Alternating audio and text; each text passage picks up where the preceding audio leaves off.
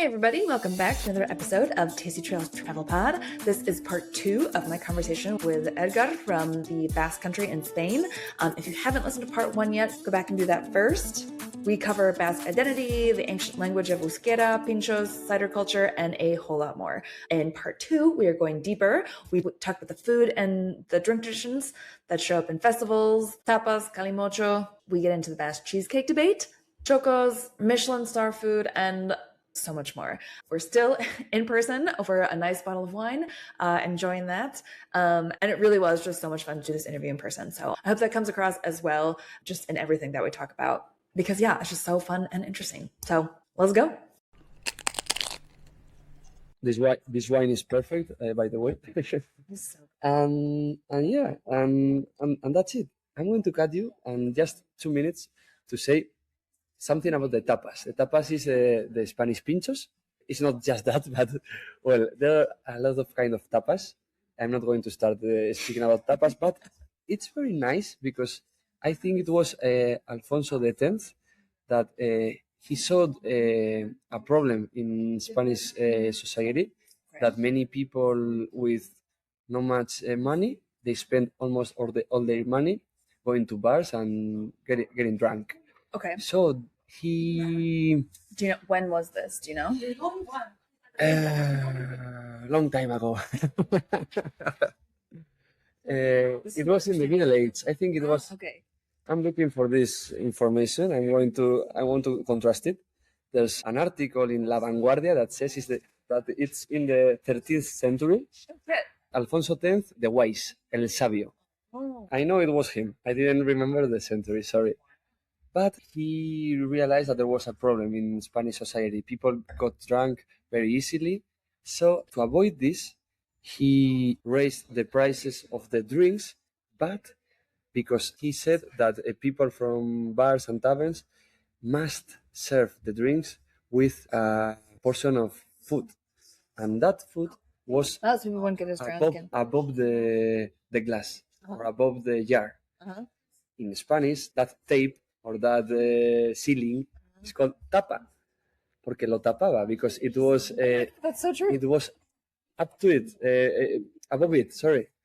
So... Tapar is like to cover, yeah. To cover, yeah. So this is... Yeah, these dishes covered the drinks. So they had to eat the dishes before drinking. Oh my God, you were blowing my mind. Yeah, so they were not... pinchos, they were a dish of lentils. So a little bit more hearty. Yeah, strong. Yeah, more substance. Maybe I don't know. I haven't interviewed these people because they are dead, but maybe they have stomach issues later with so many calories and proteins or whatever. But at least they didn't get so drunk, and they could be. Yes. They could do life, and they could. First the nutrition and then drinking. Holy shit! I didn't know this is the history. Yes, in the profound Spain, in the center of Spain, there are some towns, some cities where you have huge tapas. You can't have lentils, a dish of lentils as a tapa. Maybe lentils and a beer, maybe €5. Of course, this is prices from 2020 that I was there in Ciudad Real, Toledo, and that area. But now of course, the price of living is higher. But tapas are other concept, you know. So that's what's interesting. Is it's like a starter. Yeah, and people from the States will think of tapas mostly as like a bunch of small plates that you share, which sometimes happens, but I feel like that's mostly for tourists in Spain. Depending who you ask.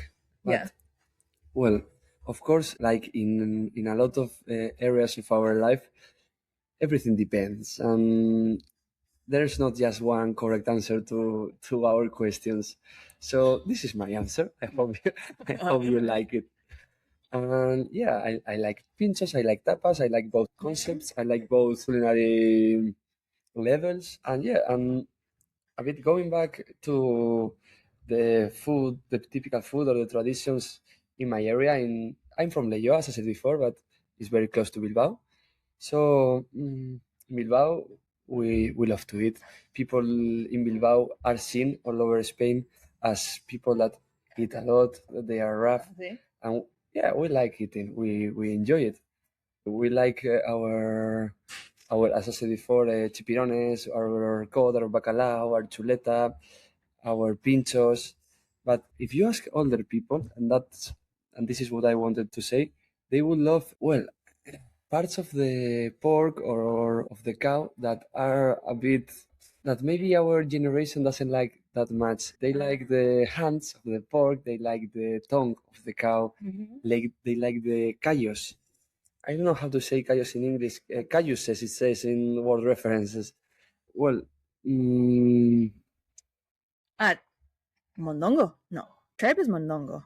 tripe stew, yeah. Well, callos and pork, veal, trotter, shanks. These kind of things are enjoyed by a big part of the population, older men, women. I mean, I think that's It's better, very though. I think it's typical. better to be using like all of the parts of the animals. Yeah, in Spain and in the Basque Country, almost all the parts of the animal are used. For I example, think that's great. I love hake, merluza, and the cocochas of the merluza are the. I'm so bad with animal terms because I'm a vegetarian. So Okay, I don't know. I know when people talk about like all the different words, I know what they're referring to, but I never know the words in English because I'm a vegetarian and it just doesn't. Yeah, sorry to all every vegetarian and vegan people. Go vegan. But well, cocochas is the cheeks of certain fish, for example, hake or cod, and it was originated in the Basque Country. They discovered it because of their fishing tradition. They do, and it's thought and it's considered a delicacy, a delicate product. This delicacy was historically discarded, but it's now considered a highly priced and luxurious treat. And cocochas al pil pil with garlic and salt and oil, it's delicious. It's delicious. But going back to vegetarian products, there are very good vegetables, artichokes, peppers from Tudela, asparagus from Tudela, beans from Tolosa. Do you eat cheese? Can you? Yes. I would die. So you. That's dramatic, but You will definitely love queso idiazabal. That's from Guipúzcoa, not my region, Vizcaya. It's from the other region. Okay. But that cheese is fantastic. It's strong, but it's with a lot of flavor. It's tasty. It's very nice. It's ancient cheese, and some people eat it just that cheese. Some people eat it with bread, and some people, as me, we love to eat it with membrillo and nuts. Nueces. Which kind of nuts? Because nuts is like the general. Yes, but nueces in Spanish is walnuts. Walnuts. So eat it with walnuts, and membrillo is like. So yeah, membrillo is it's super gelatinous, and it's even thicker than Jello, but it's basically like a jam. Yeah, that's thicker than Jello, like a solid jam. Yeah, that you cut it with a knife. But you can cut it and you can spread it though. So yeah, not easily, but yes. Yeah, it's like the solid type of the butter, no, that you can. Yeah, but maybe more gelatinous. Yeah, and this kind of cheese, idiazabal cheese, with membrillo and nuts, is the kind of desserts you have in the sagardotegi, in the cider houses. Okay. As we were, everything is connected. Yeah. Well, speaking of cheese, I did want to talk about Basque cheesecake. I knew you were going to speak about that. I didn't want to speak about that, but is it a real thing? Is that it is a real thing? Okay. Why I don't want to speak about the cheesecake? Because again, our neighbors from Guipúzcoa, San Sebastián, they have the most famous cheesecake in La Viña bar or restaurant or whatever culinary local concept it is. They created this. They didn't create it. It was historical and traditional dessert in the Basque Country, but they made it international. Every tourist. Really good marketing. Yeah, perfect. I have to say that they did it perfectly. Every tourist that goes to San Sebastián wants to try the cheesecake from La Viña. In Bilbao and in my town, in Leioa, we have perfect cheesecakes too. My sister makes a perfect cheesecake, but Okay. I would love to meet your sister. yeah, here in Kazakhstan, I have seen in some I was going to places San Sebastián cheesecake or Basque cheesecake It's everywhere. or even La Viña cheesecake. Oh.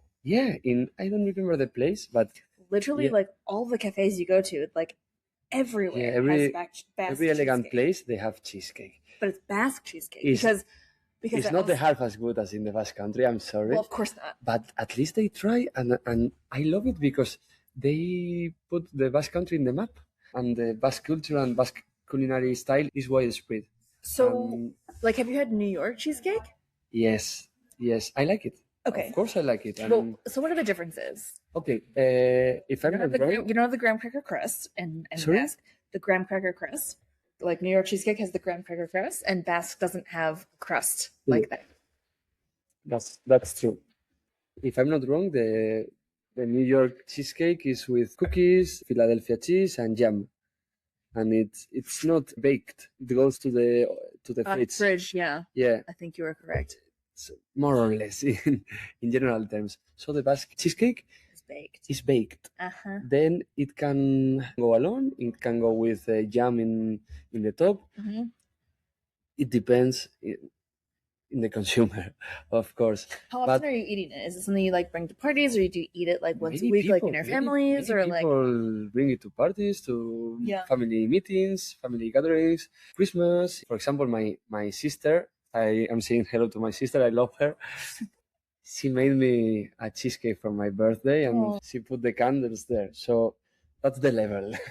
I mean, she makes both. She makes New York cheesecake. I mean, the French cheesecake and the Basque cheesecake. I think I need to meet your sister. In my opinion, this cheesecake, not just in La Viña, is, I mean, like a general concept, it captured the world's imagination because it broke the traditional rules of baking. Because cheesecakes are usually smooth, pale, dense, like the New York one, or whatever.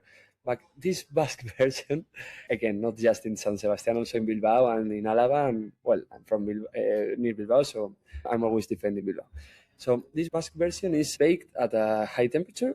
It almost caramelizes. I mean, it's so. You can see it on top, like you see. You notice the strong flavor of the cheese, but at the same time, it's like caramelized, it's sweet. Mm-hmm. And some people accompany it with jam, as I said before. And this style gives it a beautiful and bittersweet complexity. And the magic is on the inside, because when you open it, it remains creamy.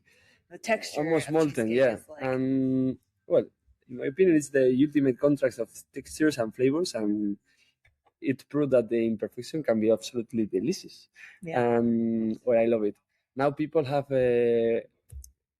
are innovating. They are trying this Basque cheesecake with pistachio, with Oreo, with pistachios are really having a moment. Yeah, with white chocolate, for example.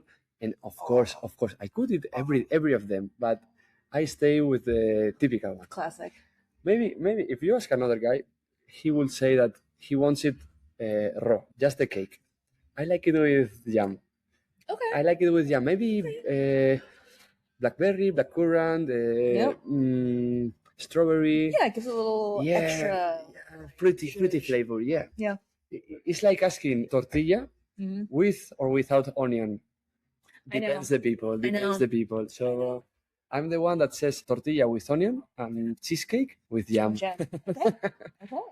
I love sweet things. So well, you were saying earlier too that like there's some really good Basque sweets. I don't know if it's just cheesecake or there's other really good desserts and sweets. Yes, there are. But going back to cheese, I like cheese, but I also like cheese with membrillo. That's what I like. Well, I think that's class. I mean, it's such a classic. But also the cheesecake. I like mixing flavors. Yeah. In the Basque Country, that happens a lot. Like sweet and salty. And sea and mountain, or vegetables and meat, and everything is mixed. There are not a lot of. So you're just saying, like, as a theme in general, there's just like a lot of. There are not a lot of sauces or spices. There are, of course, as in every cuisine, but there are interesting mixes.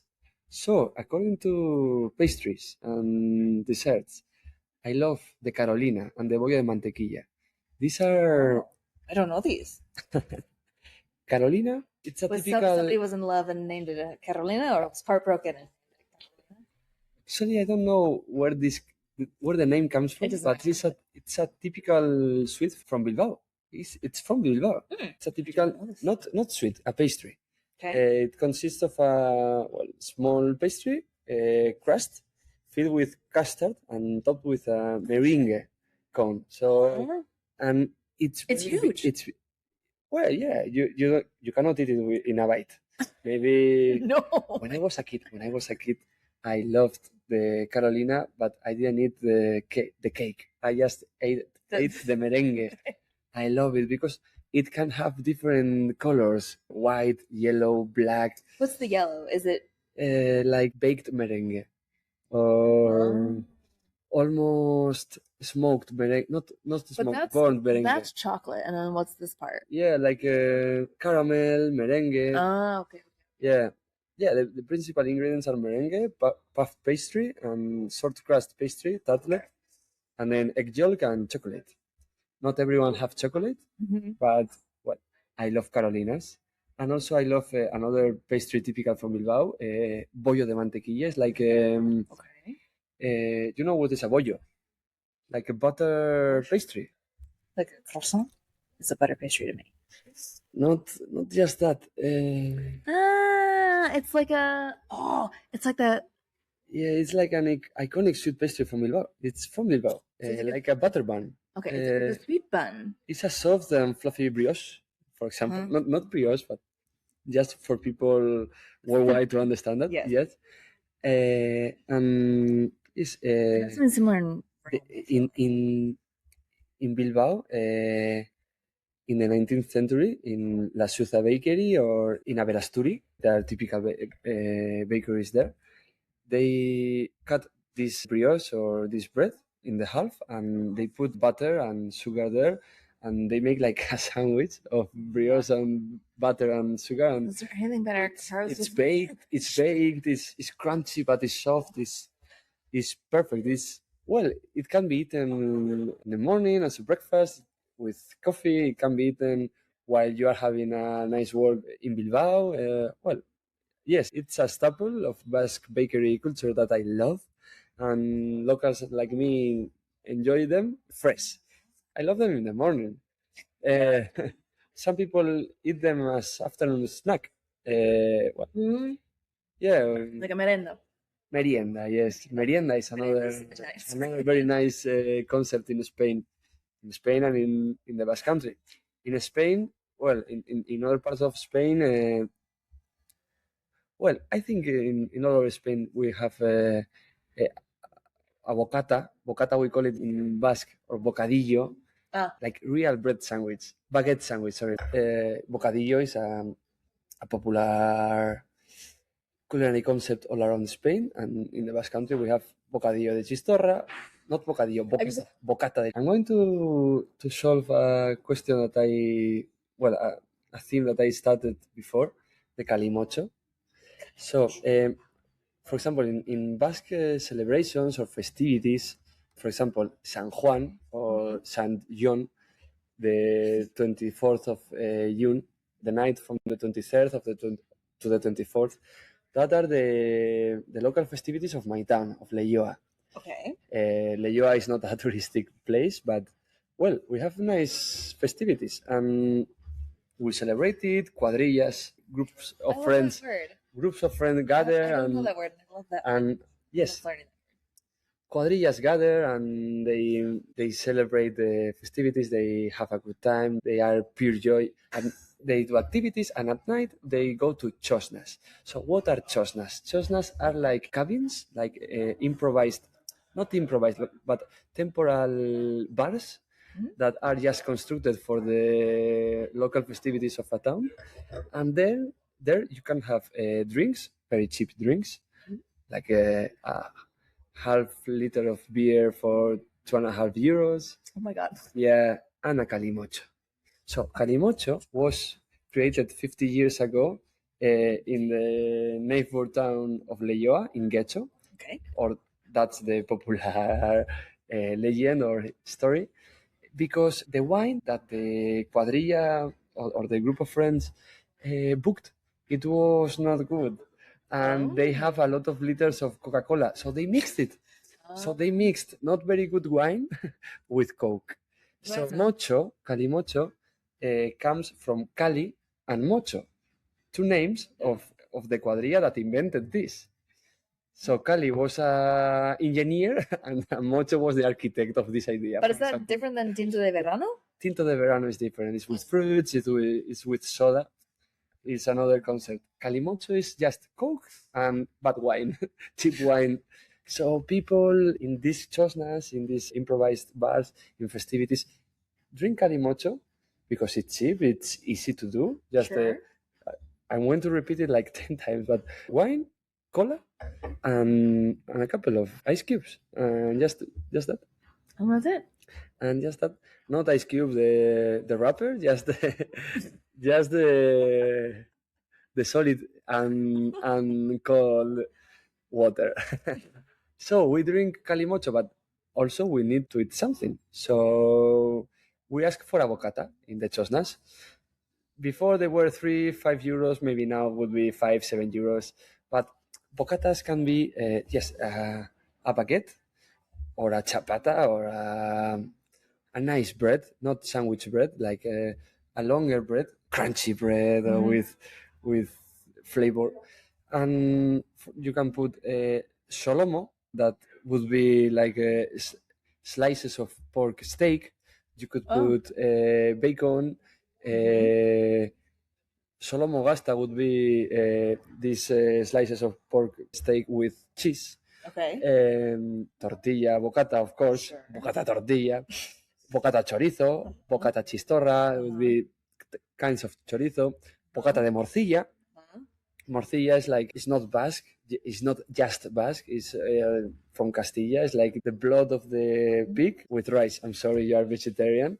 But, different kinds of bocatas. Of course, nowadays with more conscience and with more vegetarians, as our friend Katie, our host, there are bocatas of vegetarian burgers, bocatas of just cheese or tortilla. Nice. Tortilla doesn't have meat, so you will love it. I could eat tortilla all day, every day. Yeah. Very happy doing that. And I think my ideas run out today, but I spoke a lot of this. I love chosnas. In 3 weeks would be the festivities of my town. My friends are already organizing it. I'm going to miss it, and I'm going to miss them, of course. Maybe some of my friends are listening to this in the future, so I'm saying hi to GKG, our cuadrilla. GKG means Gora Kachis Gora. It's like our cups, they are up. Okay. Nazdrovia. So yeah, that's it. Wait, did you talk about this and I didn't know? The last thing I was going to ask you is I don't know this word. Txoko. That's what did you talk about that? Yeah. Oh, okay. So txoko, it's spelled Txoko. In Basque language, we have 3 types of writing sound: TX, TZ, and TS. Actually, it's not just sound because it has its details, has its I'm not going to start with that today because, as you, Katie, as you audience can notice, I speak a lot and I love speaking as much as I love eating. But the txoko is like a local. It's a place where historically men, again, I'm sorry, but nowadays many cuadrillas or many people can gather. It literally means corner or nook in Euskera, in Basque language. And it's a private gastronomic society. I'm going to do an explanation because, for example, in my area, in Bilbao area, Vizcaya, and even Álava, we say txoko. Okay. But in Guipúzcoa they say sociedades. Okay. Yeah. Because, I don't actually know the correct reason, but both txoko and societateak or sociedades, they are like non-profit clubs with a lot of members. Okay. As I said before, historically men, but nowadays it's widely open and more women can be members. But of course, always adults plus 18. And these people gather there to cook, to eat, and to socialize. One member can book the txoko if it's available for its cuadrilla, or a cuadrilla can have a txoko. So it's like It depends. It depends. That's country club, but that's why I did that notice, that explanation, because in Bilbao area, they are more common the txokos where a cuadrilla owns a txoko. okay. And it's like Is it a little bit classist or no? Like, there's Sorry? no. Is there a problem with like classism? Racismo or no, I wouldn't say that. Maybe it has roots in the classism, but in Bilbao area, maybe some group of friends. It's just like a community center. Yes, but for people in Bilbao, txoko is more local, an old local that like in a floor level that Okay. you have, that you rent or you own, Oh. and you gather time to time to have meals and to Okay, yeah, a cook. community center, yeah. But in Gipuzkoa, there are txokos, like there are businesses that are rented to more than one cuadrilla, and there can be gathered more than one group of friends. Okay. So I have been in both, luckily. Actually, I have been in txokos in Vizcaya and in Gipuzkoa, in both regions, and in societies in Vizcaya and in Gipuzkoa. So going back to the question, the nice thing of a txoko or a sociedad is the egalitarian nature, no? Is regardless of whether you were a CEO, a worker, or a fisherman, or yes. or Okay. So yes, land worker, I would once definitely. you put the money to be member, Yeah. or once you were in the txoko, everyone was equal, and Okay, so and yes. maybe you were with your group of friends, but when you finish eating or drinking, you could socialize, and yeah, it's a space dedicated to preserving traditional recipes, to preserving what a Basque table looks like, with its, as we said, fresh products, sea, mountain, animals. I mean, yes, animals, fish, vegetables, of course, drinks, chacoli, like the white Basque wine,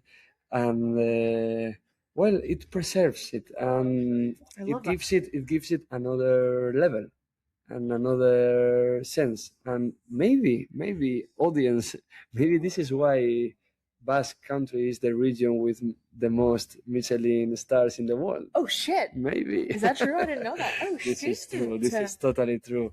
Wow, you're dropping bombs like at the end. Yeah, we are saying goodbye, but we have to say thank you to these international chefs and very good chefs as Pedro Subijana, Martín Berasategui, Arzac, Andoni Luis Aduriz, even Arguiñano. Arguiñano is like a superstar in Is the. He the one that does the perejil? No, it's not. Who's the one that does the perejil? Maybe. I don't know, but She's the one that does the Arguiñano is a superstar in the Spanish public TV, but he's a very good chef, and he's a man that loves cooking and loves teaching how to cook to grandmas, to children. I don't know. I love my land. I love the Basque Country, and see, but I love that. I love that there's just like so much pride, and yeah, and there are so many things that I couldn't speak about today. The marmitaco is like a soup with potatoes and tuna, made. Oh my god! Well, you'll have to come back. Made for poor fishermen, that with the bad part of the tuna. I mean, I know there's so much. That's what's so hard. Like there's so much. Yeah, and just finishing and speaking again about these chefs, these Basque chefs. Of course, there are more, but I didn't come up with more today. These chefs reinvented the Basque cuisine that was just transmitted from family to family. They took the Basque products, the Basque culture, the Basque traditions, and mixed it with the French techniques, the French style, and they learned how to cook well. Of course, I have to say the French. There's a rivalry with French, but the French cook very well. Yes. And they came back and completely revolutionized Basque cooking, and interesting. Of course, preserving and and respecting the roots, the tradition, the land, the language, the people. And people are very happy because I'm not partial, I'm not objective, but Shouldn't be. I have traveled a lot around the world, and there are very good cuisines all around the world. I love eating here in Kazakhstan with all the Do you? with not just Kazakh food. I mean, every cuisine all around Central Asia and the Russian or Soviet heritage and Georgian influence, Korean, Chinese. But going back to my hometown or my area and eating there, that has no price. And maybe, not maybe, it's of course a bit more expensive, but it's worth it. And traveling around the world, you realize that yes, everything is nice. Every culture, every country, every civilization has its own techniques, food or traditions. But I love mines. I love mines. I want to go back and eat again. I know, I'm sorry, it lentejas made you con so, tortilla, made you so homesick. and I'm so hungry now, Katie. Okay, there's one question that I like to ask everybody. So the question I like to ask everybody is, what would your last meal be? My last meal. If I was sentenced to death, for example. Okay, I started this gathering with our nice Katie, saying that I love chipirones en su tinta with rice. So this would be it. That's it? But Yeah. I think it would be few for me. It wouldn't be enough.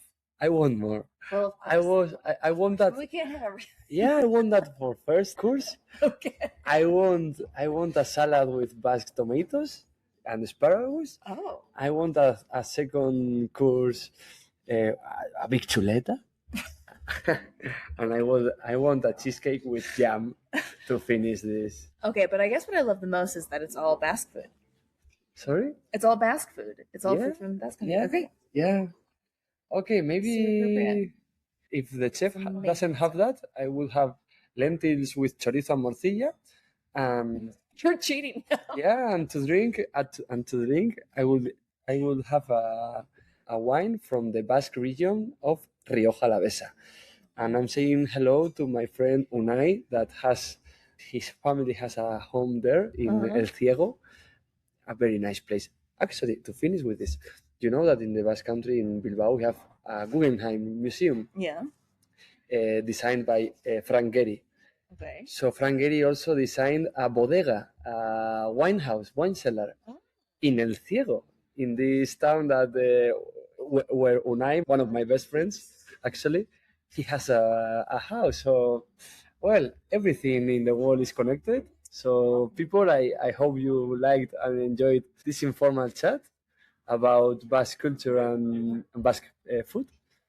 And I will be pleased if you want to ask me any question or if you want me to share with you content. My Instagram is Edgar Carranza with K in Carranza, EDGAR